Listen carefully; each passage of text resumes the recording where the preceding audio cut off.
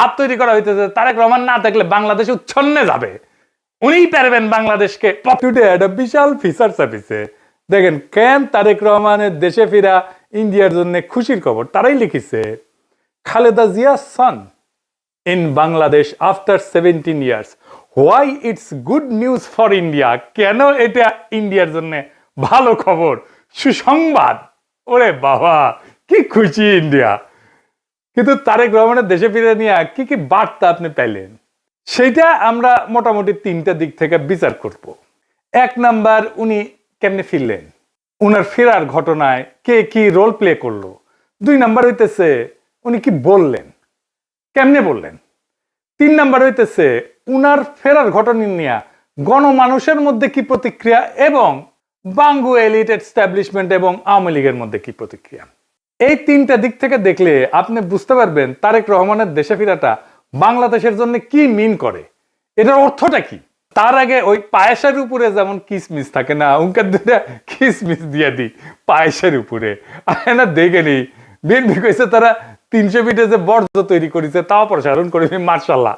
এই যে দেখেন এটা একটা বিশাল বার্তা আছে কলে সেনাবাহিনী কোন স্পেশাল ফোর্স না, র্যাব না, পুলিশ না, এসএসএফ না, পুরা দস্তর সেনাবাহিনী। এই জায়গাটা খেয়াল করবেন।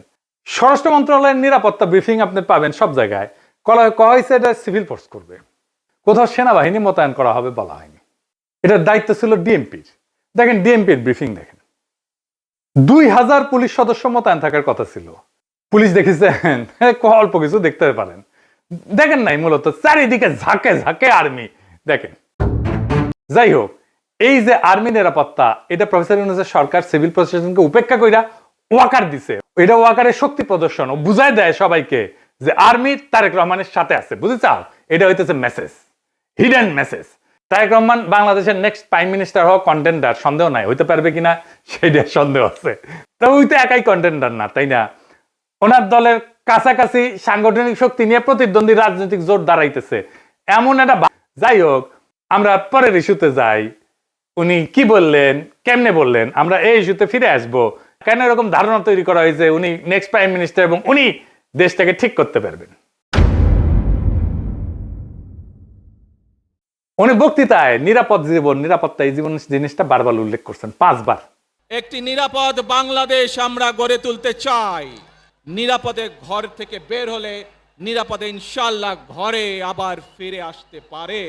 যে কোনো মূল্যে আমাদেরকে নিশ্চিত করতে হবে যাতে মানুষ নিরাপদ থাকতে পারে।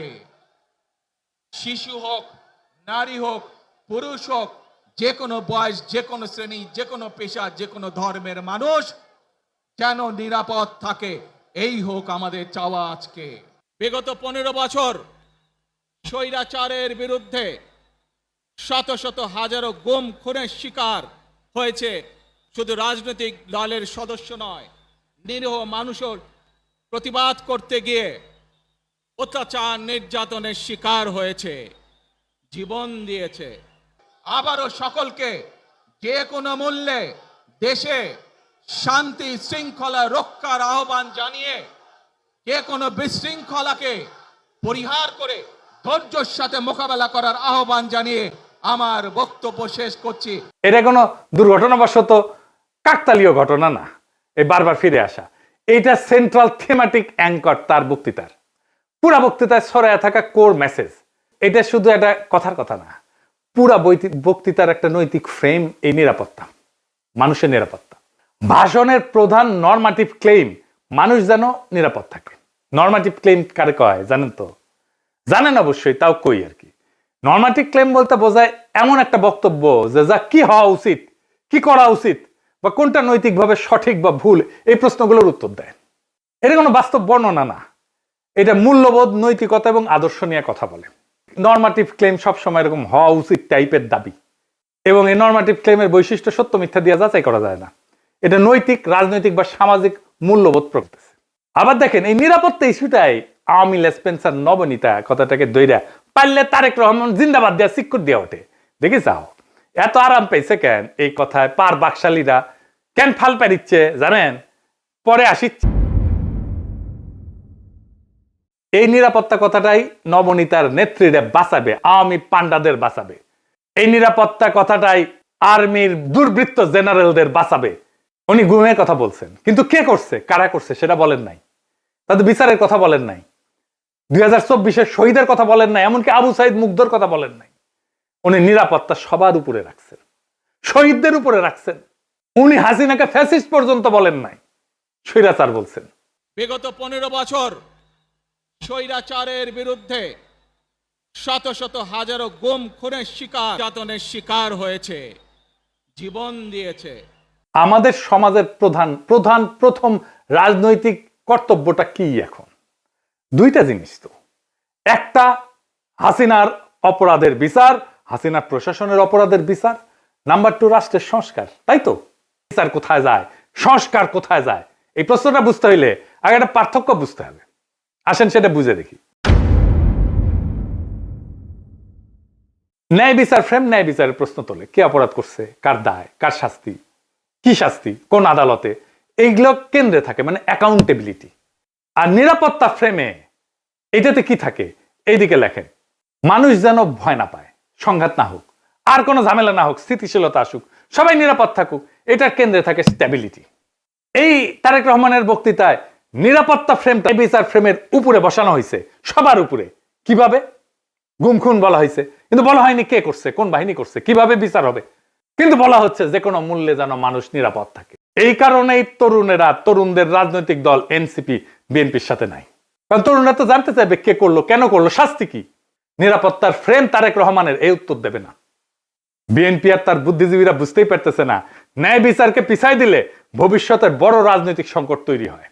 মানুষ যখন বিচারহীনতা দেখবে, নিজের হাতে আইন তুলে নেবে। আর শেষ বিচারে তো বিচারহীনতা কোনো ইনসাফ না।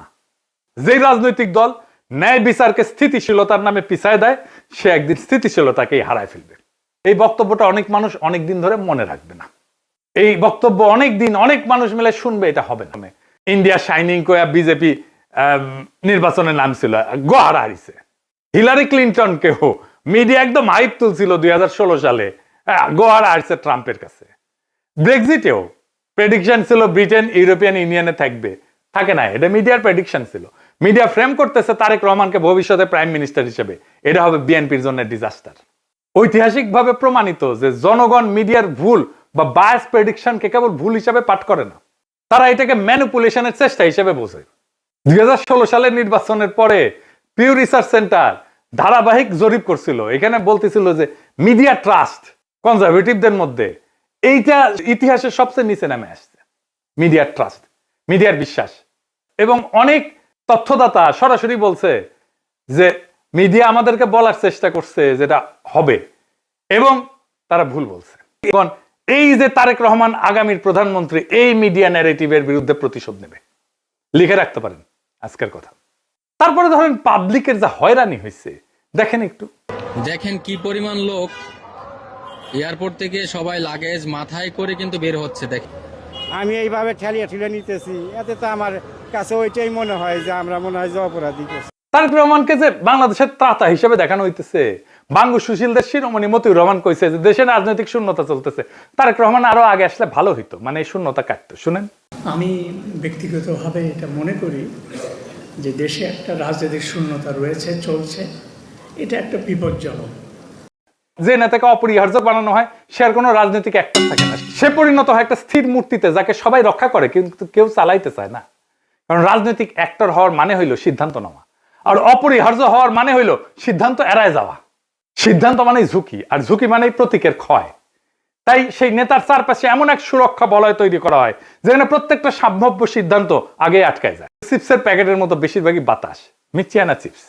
দলের প্রধান নেতা আসবে, মির্জা ফখরুল বলল তারেক রহমান যেদিন আসবে সেদিন দেশ যেন কাঁপে ওঠে, কাঁপুনি দিবে। আমি আপনাদেরকে জানাতে চাই, নেতা যেদিন আমাদের আসবেন, যেদিন বাংলাদেশে পা দেবেন, সেদিন যেন সমগ্র বাংলাদেশ কেঁপে ওঠে। বন্ধুগণ, এই কাপাকাপি করতে গিয়া একটা প্রোগ্রাম নিছে। পঙ্গু হাসপাতালে আহত জুলাই যোদ্ধাদের দেখতে যাবে তারেক রহমান। আসার পরে দেখা গেল পঙ্গু হাসপাতালে জুলাই যোদ্ধার নাই, একজনও না। হইতেছে ওয়াকার, এডিটর সাহেব, এটা ত্রিভুজ আকার, এটা ওয়াকার একদিকে বিএনপি আর ইন্ডিয়া। ওয়াকার আর দুর্বৃত্ত জেনারেলের লাগবে গুমের বিচার থেকে বাঁচা, ইন্ডিয়ার লাগবে আগের জমিদারি ফিরে পাওয়া, আর বিএনপির লাগবে ক্ষমতা। এই তিন শক্তি এক হইছে, একজনকে আর একজনের লাগবে। ওয়াকারের বিএনপি আর ইন্ডিয়াকে লাগবে, বিএনপির ওয়াকার আর ইন্ডিয়াকে লাগবে, আর ইন্ডিয়ার ওয়াকার আর বিএনপিকে লাগবে।